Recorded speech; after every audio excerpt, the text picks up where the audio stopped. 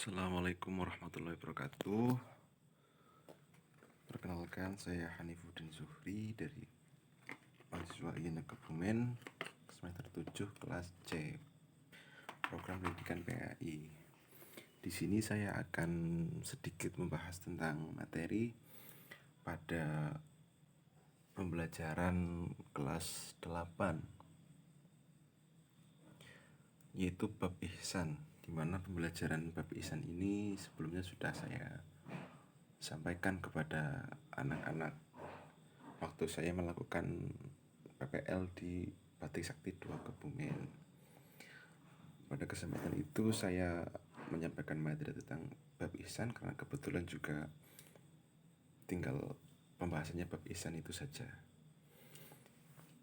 Oke, langsung saja ke materinya, yaitu bab ihsan. Secara harfiah, ihsan berasal dari kata Arab yang berarti kebaikan. Artinya, ihsan merupakan perbuatan seseorang yang berbuat baik dan menahan diri dari perbuatan dosa.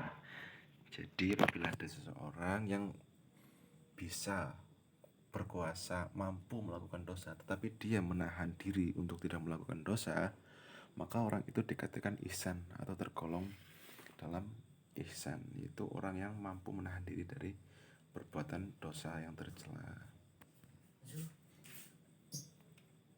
Kemudian ayat Al-Qur'annya yang berkaitan dengan ihsan yaitu surat Al-Baqarah ayat 28 yang berbunyi Bismillahirrahmanirrahim.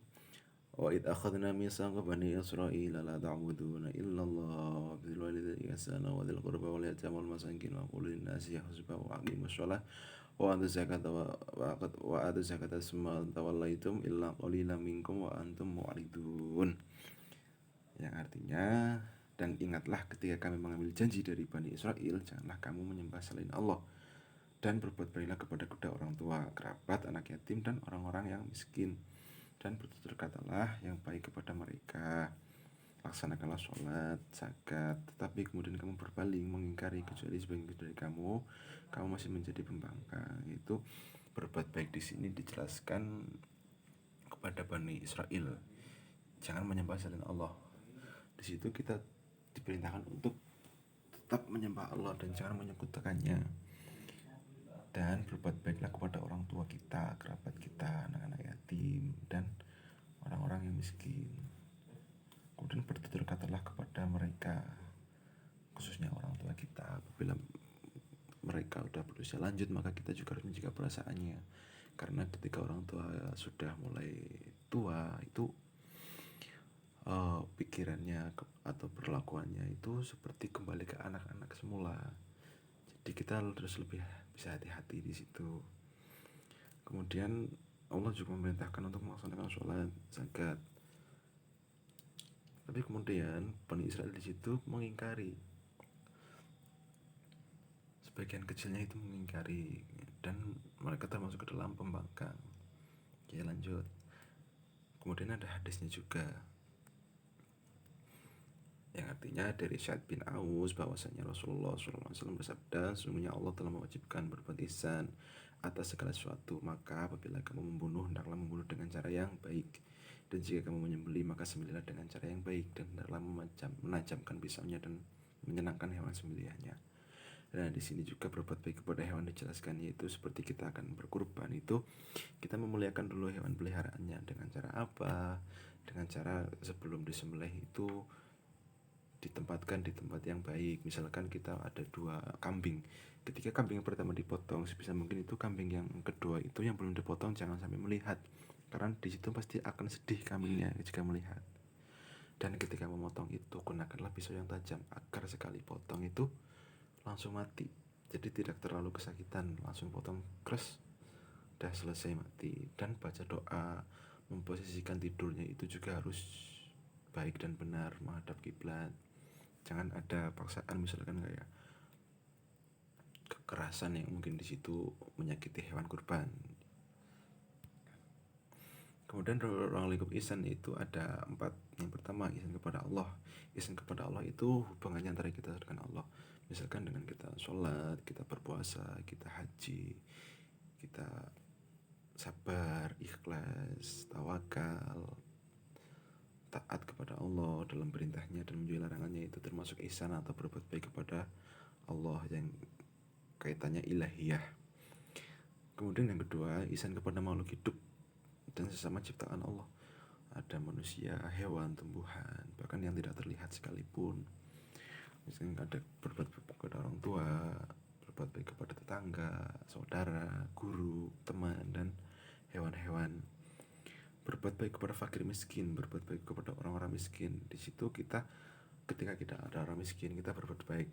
Tepatnya itu kita membantu mereka agar mereka bisa melakukan kemandirian, agar tidak selalu miskin.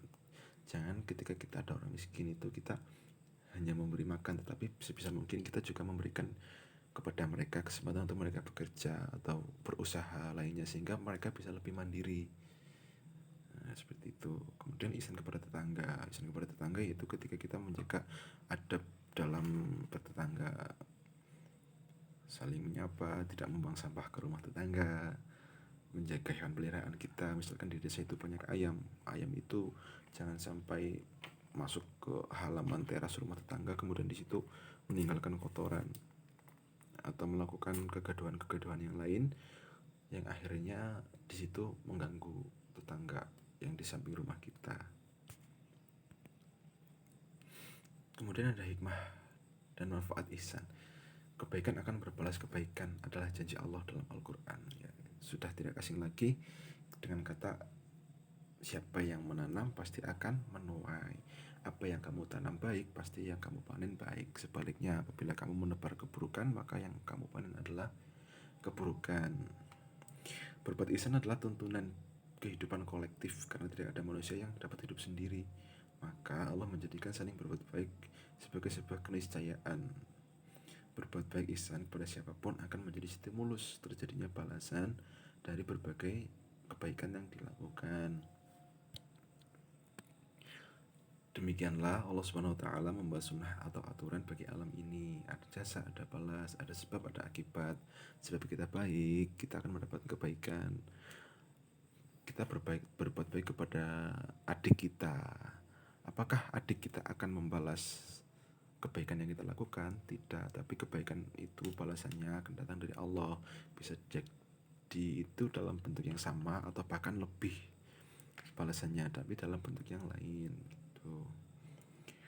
Ada jasa, ada balas. Semua manusia diberi nurani, hati yang nurani untuk berterima kasih dan berkeinginan untuk membalas budi baik. Setiap manusia pasti punya itu, sekalipun orang itu orang jahat, ketika diberi kebaikan, diberikan sebuah bantuan, pasti ada di dalam hatinya untuk berbuat membalas budi orang yang berbuat baik kepadanya, sekalipun orang itu orang jahat. Karena apa? Karena hati nurani manusia sudah seperti itu. Ketika dia mendapatkan kebaikan, dia pasti ingin membalas kebaikan tersebut. Peristiwa di samping hanya sedikit. Nah, itu hanya sedikit dari percikan hikmah ihsan. Masih banyak hikmah lainnya yang bisa kita dapatkan apabila kita menerapkan ihsan dalam diri kita. Ihsan tadi bisa diingat lagi, yaitu menahan diri dari melakukan perbuatan dosa yang tercela.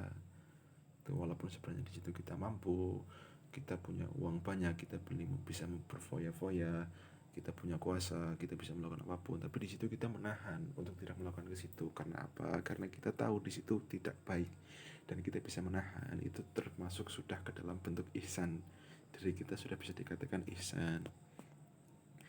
Oke, ada sedikit quotes dari saya, yaitu apapun berjalan hidup kalian, berbahagialah, bersyukurlah.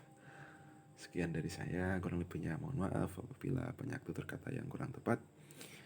Assalamualaikum warahmatullahi wabarakatuh.